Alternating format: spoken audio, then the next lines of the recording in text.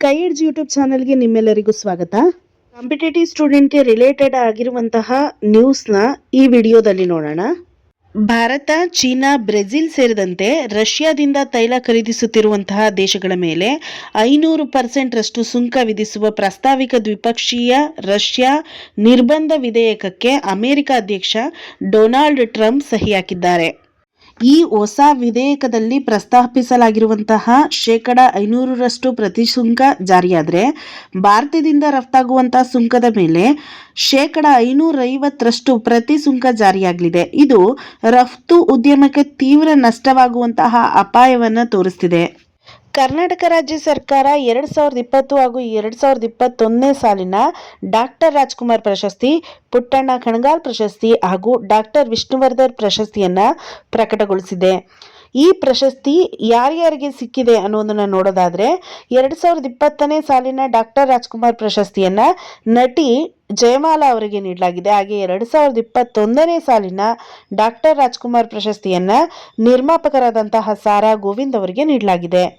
ಹಾಗೆಯೇ 2020ನೇ ಸಾಲಿನ ಪುಟ್ಟಣ್ಣಯ್ಯ ಕಣಗಾಲ್ ಪ್ರಶಸ್ತಿಯನ್ನು ನಿರ್ದೇಶಕ ಹಾಗೂ ರಂಗಭೂಮಿ ಕಲಾವಿದರಾಗಿರುವಂತಹ MS ಸತ್ಯು ಅವರಿಗೆ ನೀಡಿದರೆ 2021ನೇ ಸಾಲಿನ ಪುಟ್ಟಣ್ಣಯ್ಯ ಕಣಗಾಲ್ ಪ್ರಶಸ್ತಿಯನ್ನು ನಿರ್ದೇಶಕರಾಗಿರುವಂತಹ ಶಿವರುದ್ರಯ್ಯ ಅವರಿಗೆ ನೀಡಲಾಗಿದೆ. ಜೀವಮಾನ ಸಾಧನೆಗಾಗಿ ನೀಡುವಂತಹ ಡಾಕ್ಟರ್ ವಿಷ್ಣುವರ್ಧನ್ ಪ್ರಶಸ್ತಿಯನ್ನು 2020ನೇ ಸಾಲಿನಲ್ಲಿ ಹಿರಿಯ ಛಾಯಾಗ್ರಾಹಕ ಪ್ರಗತಿ ಅಶ್ವಥ್ ನಾರಾಯಣ್ ಅವರಿಗೆ ನೀಡಿದರೆ 2021ನೇ ಸಾಲಿನ ಡಾಕ್ಟರ್ ವಿಷ್ಣುವರ್ಧನ್ ಪ್ರಶಸ್ತಿಯನ್ನು ಹಿರಿಯ ನಟರಾಗಿರುವಂತಹ ಸುಂದರ್ ರಾಜ್ಗೆ ನೀಡಲಾಗಿದೆ. ನಮ್ಮ ನೆರೆಯ ರಾಷ್ಟ್ರಗಳಾದಂತಹ ಪಾಕಿಸ್ತಾನ ಹಾಗೂ ಬಾಂಗ್ಲಾದೇಶ ರಕ್ಷಣಾ ಒಪ್ಪಂದಗಳಿಗೆ ಮುಂದಾಗಿದ್ದು ಪಾಕಿಸ್ತಾನದ JF-17 ಥಂಡರ್ ಯುದ್ಧ ವಿಮಾನವನ್ನು ಬಾಂಗ್ಲಾಗೆ ಮಾರಾಟ ಮಾಡಲು ಪಾಕಿಸ್ತಾನ ಮುಂದಾಗಿದೆ. ಮಂಗಳೂರು ಲಿಟ್ ಫೆಸ್ಟ್ 8ನೇ ಆವೃತ್ತಿ ಆರಂಭವಾಗಿದ್ದು ಲಿಟ್ ಫೆಸ್ಟ್ 2026 ಆವೃತ್ತಿಯ ವಿಶೇಷ ಪ್ರಶಸ್ತಿಯನ್ನು ರಾಜ್ಯಸಭಾ ಸದಸ್ಯೆ ಮೀನಾಕ್ಷಿ ಜೈನ್ ಅವರಿಗೆ ನೀಡಲಾಗಿದೆ. ಭಾರತ ಹಾಗೂ ಫ್ರಾನ್ಸ್ ನೇತೃತ್ವದ ಅಂತಾರಾಷ್ಟ್ರೀಯ ಸೌರ ಒಕ್ಕೂಟ ವಿಶ್ವಸಂಸ್ಥೆಯ ಹವಾಮಾನ ಬದಲಾವಣೆ ಕುರಿತ ಅಂತರ್ ಸರ್ಕಾರ ಸಮಿತಿ, ಆರ್ಥಿಕ ಹಾಗೂ ಸಾಮಾಜಿಕ ವ್ಯವಹಾರಗಳ ಇಲಾಖೆ ಸೇರಿದಂತೆ 60ಕ್ಕೂ ಹೆಚ್ಚು ಅಂತಾರಾಷ್ಟ್ರೀಯ ಸಂಘಟನೆಗಳಿಂದ ಅಮೆರಿಕ ಹೊರಬಂದಿದೆ. ಈ ದಿನದ ವಿಶೇಷತೆಯನ್ನು ನೋಡೋದಾದರೆ ಇವತ್ತು ಪ್ರವಾಸಿ ಭಾರತೀಯ ದಿವಸ್. ಅನಿವಾಸಿ ಭಾರತೀಯರು ದೇಶದ ಅಭಿವೃದ್ಧಿಗೆ ನೀಡಿದ ಕೊಡುಗೆಯನ್ನು ಸ್ಮರಿಸೋದಕ್ಕೋಸ್ಕರ ಪ್ರತಿ ವರ್ಷ ಜನವರಿ 9ರಂದು ಪ್ರವಾಸಿ ಭಾರತೀಯ ದಿವಸನ್ನು ಆಚರಿಸಲಾಗ್ತದೆ. ಹಾಗೆ ಇನ್ನೊಂದು ವಿಶೇಷತೆ ಏನಪ್ಪಾ ಅಂತ ಅಂದರೆ ಮಹಾತ್ಮ ಗಾಂಧೀಜಿಯವರು 1915ರ ಇದೇ ದಿನ ಅಂದರೆ ಜನವರಿ 9ರಂದು ದಕ್ಷಿಣ ಆಫ್ರಿಕಾದಿಂದ ಭಾರತಕ್ಕೆ ಬಂದು ಸ್ವಾತಂತ್ರ್ಯ ಹೋರಾಟದಲ್ಲಿ ಧುಮುಕಿದ್ರು. ಅದರ ನೆನಪಿಗಾಗಿಯೂ ಕೂಡ ಈ ದಿನವನ್ನು ಆಚರಿಸಲಾಗುತ್ತದೆ. ಈ ಪ್ರವಾಸಿ ಅಂತ ಅಂದ್ರೆ ಸಂಸ್ಕೃತದಲ್ಲಿ ಏನಂತ ಕರೀತಾರೆ ಅಂದ್ರೆ ಅನಿವಾಸಿ ಭಾರತೀಯ ಎನ್ನುವಂತಹ ಅರ್ಥವನ್ನು ನೀಡುತ್ತೆ. ಬಿಹಾರದ ಪಾಟ್ನಾದಲ್ಲಿ ಮುಕ್ತಾಯಗೊಂಡಂತಹ ದಕ್ಷಿಣ ಏಷ್ಯನ್ ಫೆಡರೇಷನ್ ಬಾಲ್ ಬ್ಯಾಡ್ಮಿಂಟನ್ ಚಾಂಪಿಯನ್ಶಿಪ್ನಲ್ಲಿ ಕರ್ನಾಟಕದ ಜಯಲಕ್ಷ್ಮಿ ಮತ್ತು ಧೀರಜ್ ರೆಡ್ಡಿ ಅವರನ್ನೊಳಗೊಂಡಿರುವಂತಹ ಭಾರತ ತಂಡಗಳು ಚಿನ್ನದ ಪದಕವನ್ನು ಗೆದ್ದು ಸಾಧನೆ ಮಾಡಿದ್ದಾರೆ. 2 ಬಾರಿಯ ಏಷ್ಯನ್ ಗೇಮ್ಸ್ ಚಿನ್ನದ ಪದಕವನ್ನು ಪಡೆದಿರುವಂತಹ ಶಾಟ್ ಪುಟ್ ತೇಜೆಂದರ್ ಪಾಲ್ ಸಿಂಗ್ ತೋರ್ ಅವರು ಏಷ್ಯನ್ ಒಳಾಂಗಣ ಅಥ್ಲೆಟಿಕ್ ಚಾಂಪಿಯನ್ಶಿಪ್ನಲ್ಲಿ ಭಾರತೀಯ ತಂಡವನ್ನು ಮುನ್ನಡೆಸಲಿದ್ದಾರೆ.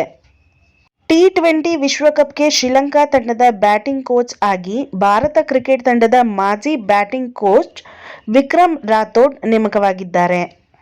ಪಶ್ಚಿಮ ಘಟ್ಟಗಳ ಕಾವಲುಗಾರ ಪ್ರೊಫೆಸರ್ ಮಾಧವ್ ಗಾಡ್ಗಿಲ್ ನಿಧನರಾಗಿದ್ದಾರೆ. ಇವರ ಬಗ್ಗೆ ಎಕ್ಸಾಮ್ ಅಲ್ಲಿ ತುಂಬಾ ಸರಿ ಕ್ವಶನ್ ಕೇಳ್ತಾ ಇದ್ರು. ಈಗ ಅವರು ಸತ್ತಿರೋದ್ರಿಂದ ಮುಂದೆ ಬರುವಂತಹ ಎಕ್ಸಾಮ್ ಅಲ್ಲಿ ಖಂಡಿತ ಅವ್ರ ಬಗ್ಗೆ ಕ್ವಶನ್ಸ್ ಇರುತ್ತೆ. ಸೊ ಅವ್ರ ಬಗ್ಗೆ ವಿಚಾರಗಳನ್ನ ತಿಳ್ಕೊಳ್ಳಿ.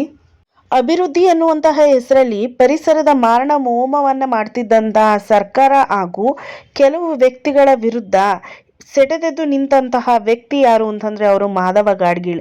ಇವರು ಪಶ್ಚಿಮ ಘಟ್ಟ ಉಳಿಸಿ ಅನ್ನುವಂತಹ ಪಾದಯಾತ್ರೆಯನ್ನ ಕೈಗೊಳ್ತಾರೆ. ಇದರ ಪ್ರತಿರೂಪವಾಗಿ ಇವರಿಗೆ ಪಶ್ಚಿಮ ಘಟ್ಟಗಳ ಪರಿಸರ ಸಮಿತಿಯನ್ನು ನೇಮಕವಾಗುತ್ತದೆ. ಮಾಧವ ಗಾಡ್ಗೀಳ್ ಅವರು ಯಾವ ವಿಚಾರಗಳ ಬಗ್ಗೆ ಅಧ್ಯಯನವನ್ನ ಕೈಗೊಂಡಿದ್ರು ಅನ್ನುವಂಥದ್ದನ್ನ ನೋಡೋದಾದ್ರೆ ಗಣಿಗಾರಿಕೆಯಿಂದ ಪರಿಸರದ ಮೇಲಾಗುವ ಪರಿಣಾಮ, ಭೂಪಾಲ್ ಅನಿಲ ದುರಂತದ ಪರಿಣಾಮ, ದಾಂಡೇಲಿಯ ಕಾಗದ ಕಾರ್ಖಾನೆಗಳಿಂದಾಗಿ ಬಿದಿರು ನಾಶ, ವಿವಿಧ ಯೋಜನೆಗಳ ಪರಿಸರ ಮೌಲ್ಯಮಾಪನದ ಮಹತ್ವ, ಪಶ್ಚಿಮ ಘಟ್ಟಗಳ ಜೀವ ವೈವಿಧ್ಯ ದಾಖಲಾತಿ. ಹೀಗೆ ಇವರು ಪರಿಸರಕ್ಕೆ ಸಂಬಂಧಿಸಿದಂತೆ ಹಲವಾರು ವಿಚಾರಗಳ ವಿರುದ್ಧ ಹೋರಾಟವನ್ನು ನಡೆಸ್ಕೊಂಡು ಬಂದಿದ್ರು. ಇವರ ಪರಿಸರ ಕಾಳಜಿ ಯಾವಾಗಿಂದ ಸ್ಟಾರ್ಟ್ ಆಯಿತು ಅಂತಂದ್ರೆ, ಇವರು ಬಾಲ್ಯದಿಂದಲೇ ತನ್ನ ತಂದೆಯಿಂದ ಹಾಗೂ ಪಕ್ಷಿ ಪ್ರೇಮಿ ಸಲೀಂ ಅವರ ಒಡನಾಟದಿಂದ ಇವರಿಗೆ ಪರಿಸರದ ಮೇಲೆ ಪ್ರೀತಿ ಮತ್ತು ಆಕರ್ಷಣೆ ಉಂಟಾಗಿತ್ತು. ಮಾಧವ ಗಾಡ್ಗೀಲ್ ಅವರ ಆತ್ಮಕಥೆಯ ಪುಸ್ತಕವನ್ನು ನೋಡೋದಾದ್ರೆ ಅದರ ಹೆಸರು ಬಂದು ಎ ವಾಕಪ್ ದ ಹಿಲ್. ಪರೀಕ್ಷಾ ದೃಷ್ಟಿಯಿಂದ ಇದನ್ನ ನೋಟ್ ಮಾಡ್ಕೊಳ್ಳಿ.